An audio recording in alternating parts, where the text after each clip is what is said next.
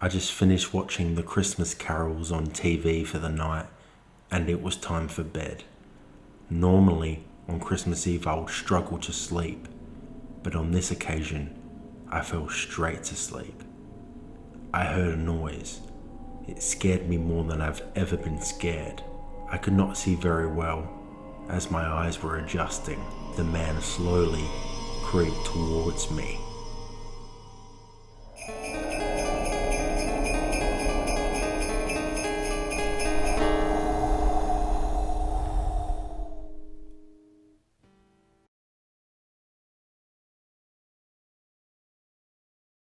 It was Christmas Eve.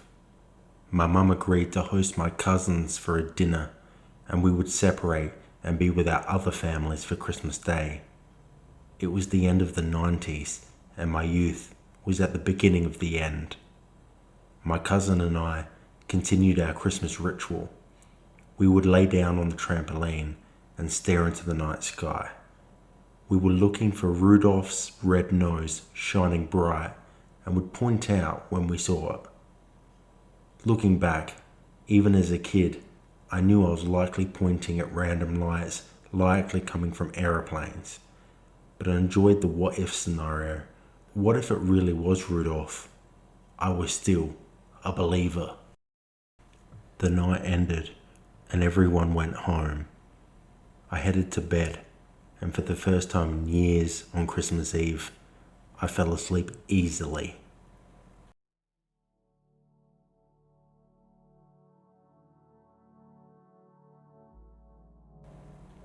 I never heard him come through the window. I only woke up when he stepped on a random Christmas cracker. I opened my eyes. I struggled to adapt to the light, and initially everything was a blur. But I had no doubt I saw the big man in the red and white suit. But straight away, his behavior didn't fit the man known for being so kind, gentle, and jolly. He pointed his finger at my lips. Initially, I cowered. I got my first good look at Santa. He looked like he had had a rough year. His beard was ruffled, and something was off. The only thing he ever said was, "Shh, shh." I thought he might have spoken more, or at least taken up on my offer of milk and cookies I left for him. Instead, without speaking, he left via my bedroom door.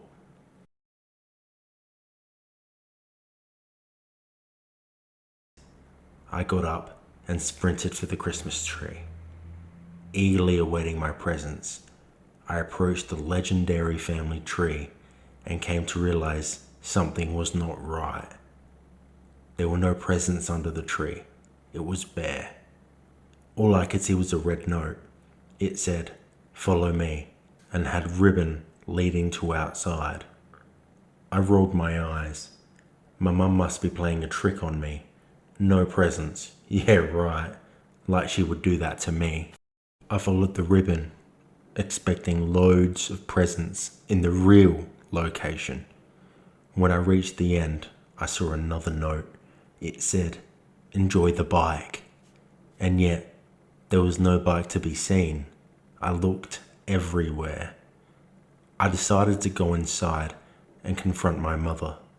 Why would she perform this cruel trick on me? But then I saw her sat by our Christmas tree. She was visibly upset. I asked her what happened to all the presents. She said, "I think there was a mistake with Santa this year. Don't stress. I contacted him and he will be delivering your presents this weekend." I was a kid. I was naive. I blindly accepted this, but I was still confused. Mum said Santa didn't come, but I caught him the night before. He was delivering the presents.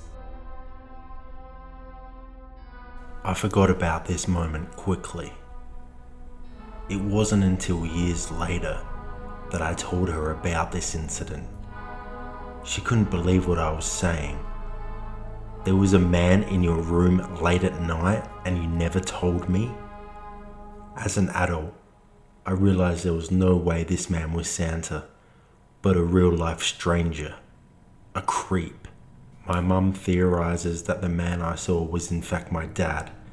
She thinks he was angry about the payments he had to make so she could provide for me, so as revenge, he decided to steal all our presents.